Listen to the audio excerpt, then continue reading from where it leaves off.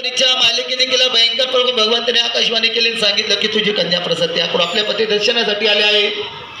मग अशा प्रकारे त्यांना तुरुंगात दाबून ठेवण्यात आलं.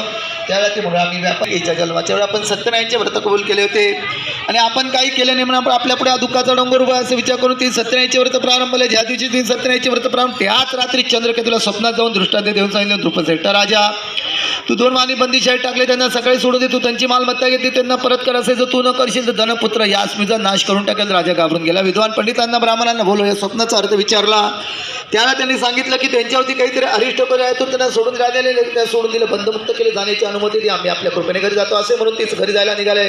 इति स्कंदपुरा रेवा खंड सत्यनारायण कथेतील 3 अध्याय समाप्त. 4थ्या अध्यायामध्ये भगवान सांगतात साधुवानाने यात्रा दान धर्म केल्यानंतर भगवंताला वाटले की याची परीक्षा घ्यावी म्हणून भगवंताने एका संन्यासी महाराजांचे रूप घेतले. त्याला प्रश्न विचारला का हो या नौकेमध्ये कोणता